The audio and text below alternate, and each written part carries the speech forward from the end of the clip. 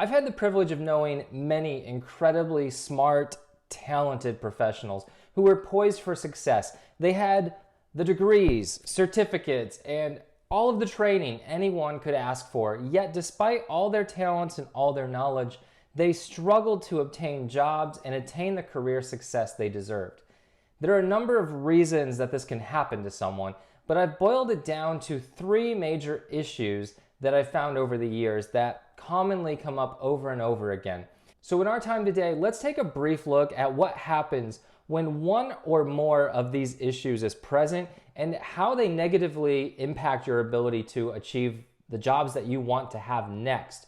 And in doing so, we can hopefully prevent some of this from happening to everyone else.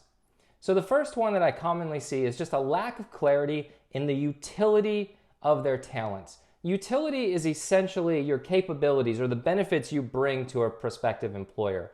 Everyone has a specific utility. Your utility is the specific work that you do that you've been trained to do and perform. A lack of clarity about who you serve best has been the bane of existence for many sharp professionals.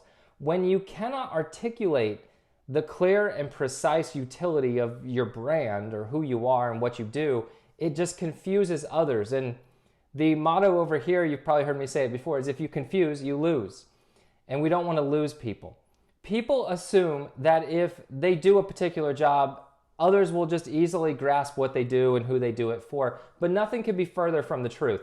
If you cannot clearly and concisely explain to others what problems you solve, what skills you possess, how those skills connect to the bigger picture, and who you do all that for, no one will take action and interview you or hire you. And no one will think of you when there's an opening or refer you either, because you don't take up what's called mind share in someone's thought process. Worse, even, a lack of clarity, or what I call the flypaper approach to job hunting. You just make a grab at everything that comes along. You're going to appear unfocused or directionless, and everyone wants to work with people who know where they're going and how to get there. A vision and a plan for your job search will create clarity and boost your confidence too. It will let people know you are purposeful and on top of your game. Others will refer you more often to jobs because they too have clarity for you in what you're after and what you do and who you could potentially help and where you would be a good fit. And you'll be able to build deeper relationships with the right people, the people who can help you get to the next step. That's the first one.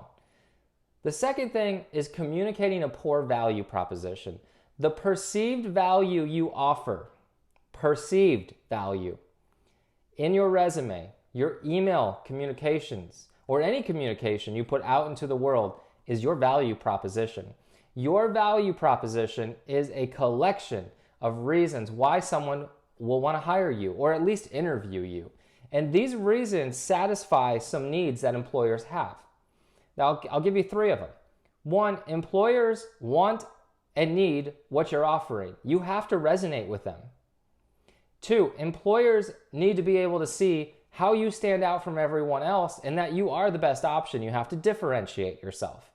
And three, employers need to believe that you can deliver on your promises. You have to be able to substantiate your ability to perform.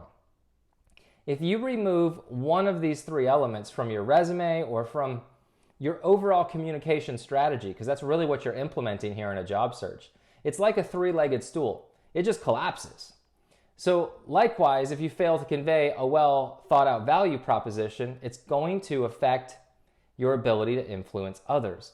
And there's a big difference between articulating the value you bring versus the technical aspects of what you do. Anyone can hire a technician, but someone who understands how each technical aspect affects the bigger picture, that's very, very different. The third issue that I commonly see is people are too focused on networking. It's easy to get caught up in the vortex of networking, especially in a hyper-competitive environment. The fact is that networking, at least the way most people do it, yields almost no results. In a contracting economy like 2020 or what seems to be 2023, we find ourselves in a completely different job market. Where it was once easy to find jobs, the new reality is Now there are more professionals and a shrinking pie made up of fewer jobs, or at least the jobs available are the ones that are in different sectors that maybe we don't want to target and don't pay what we need them to pay. It's during times of economic uncertainty that professionals sign up for LinkedIn, build their profiles, join networking groups and communities, and post that they're looking for a job in hopes that they'll get a referral or someone hiring them will notice them.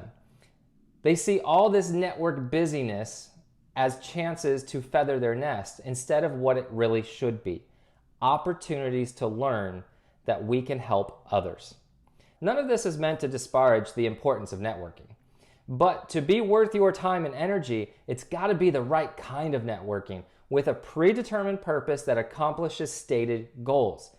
It should only take place to facilitate a process that will identify specific individuals with whom you build a relationship system that will produce predictable results and create mutual ability to help one another. If you don't have a purpose and stated goals, networking is just going to be a waste of time. So in summary, here's what you should do to avoid these three things from preventing you from achieving the job that you deserve. First, take the time to gain clarity about your unique utility. It is unique, I promise you. It's there. You've got to find it. 2, articulate value, not the technical things you can do. There is a difference. And 3, don't waste time on networking without a purpose. If you need more help with all of this, when you're ready, there's 3 ways I can help you. There's links to all of them below. We can either work together in our Do It Together resume program where you can get all the tools you need, go through a couple resume reviews, I'll do some edits, you'll do some edits, and we can work together. You can hire me to write your resume and just unload the whole thing all together and be done with it. Talk to me for an hour, the Resume Fairy will bring you your resume within a week. Or if you need just a little TLC, need a little direction, or a little help figuring some of this out, you could sign up for a one-on-one private session. We can talk for 45 minutes, just you and me, and we can get your job search back on track and get you headed to the right destination.